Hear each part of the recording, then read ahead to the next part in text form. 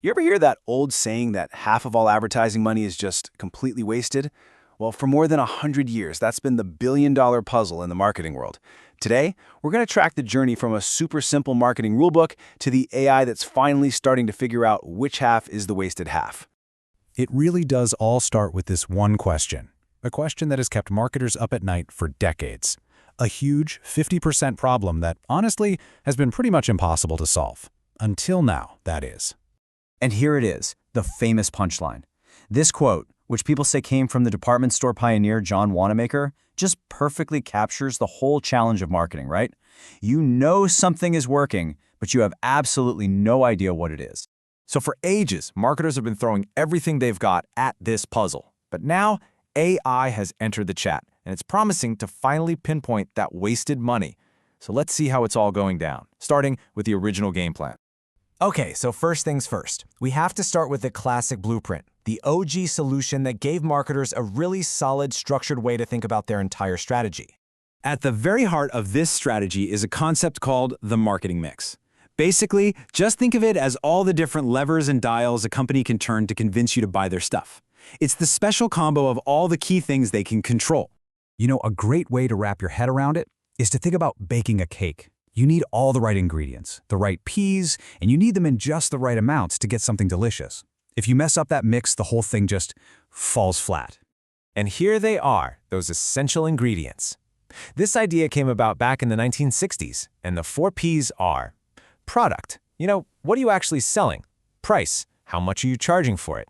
Place. Where can people find it and buy it? And finally, promotion. How are you telling everyone about it? It was simple, it was balanced, and for a very long time, it was incredibly effective. Now, seeing this in the real world is where it gets really cool. Let's take this case study, Café Bloom, a coffee shop where sales had kinda stalled. They took a hard look at their 4 Ps. For product, they added vegan options and better coffee beans. For price, they rolled out a loyalty program. For place, they got onto delivery apps. And for promotion, they totally rebooted their Instagram with influencers. And the result of all that? A 20% jump in sales in just 3 months. I mean, that's huge. It's a perfect example of how when you get that mix right, it really drives growth. The key takeaway here is this framework works. Or maybe I should say it used to. Because then the internet happened. And that simple, really elegant blueprint suddenly found itself lost in this crazy complicated digital maze. I mean, just look at this side by side. Back in 1990, the channels for place and promotion were pretty straightforward. You had TV, radio, print. But today, it's a total explosion of options. You've got social media, search engines, influencers, streaming, mobile apps, the list goes on and on. And this explosion brought a ton of new headaches. Suddenly, marketers had to become data scientists. They had to deliver personalized messages to millions of people. And they had to create this seamless experience where you could see an ad on Instagram and then walk into a physical store and pick up the product. The 4 Ps were still important, for sure, but juggling them all became so much harder. But this digital maze wasn't just more complicated. It actually made it harder to see what was causing what. It's not enough anymore to know what happened with your sales. To really succeed today, you have to understand why it happened. And this is where it gets super tricky, because there's no one-size-fits-all answer. Check this out.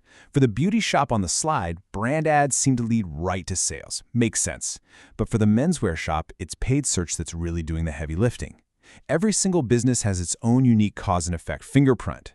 And believe it or not, it gets even more complex. The effects of an ad aren't always instant. There's something called a carryover effect. Think of it like the echo of an ad. Its impact is felt over time.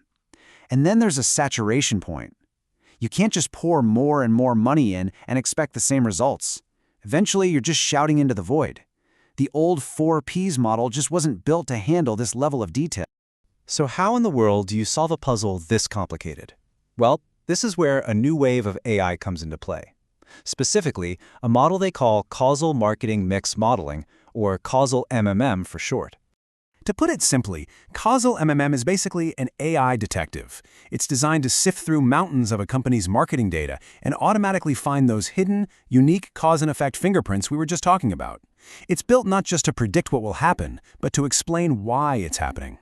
So here's the game plan. First, it just gobbles up all the historical data, sales, ad spending, you name it. Then, this is the magic part. It starts discovering the unique causal links, like figuring out how a brand ad on one social media platform actually leads to more people searching for the product on Google. Then it models those complex, real-world effects like saturation and carryover, all to make way more accurate predictions. And listen, this isn't just theory. The researchers who actually built this thing said it seriously enhances GMV predictions. GMV is gross merchandise value, basically the total value of everything sold. So on real-world e-commerce sites, this tool gives a much clearer picture of what's actually making money. And they've got the numbers to back it up. In their tests, causal MMM was about 5.7 to 7.1% better at learning those super important causal structures compared to other methods. Now, that might not sound like a crazy high number, but in the world of marketing, an improvement like that is a massive leap forward in finding that wasted ad spend. Okay, so let's zoom out. What does this all mean for the future of the ads you see every day? We've gone from a simple little framework to an incredibly complex problem, and now we're landing on an AI-powered solution. You know, this timeline really tells the whole story, doesn't it? We start with the clean, straightforward 4Ps back in the 60s. Then we hit the messy, chaotic digital revolution in the 2000s. And that brings us to today, where AI is finally handing us the tools to make sense of all that chaos and find the real signals in all the noise. Which leaves us with one final big thought. As these AI models get better and better at solving the marketing puzzle, we're speeding towards a future of super efficient, perfectly targeted ads. And that raises a pretty fascinating question for all of us. Will every ad we see be perfectly tailored just for us?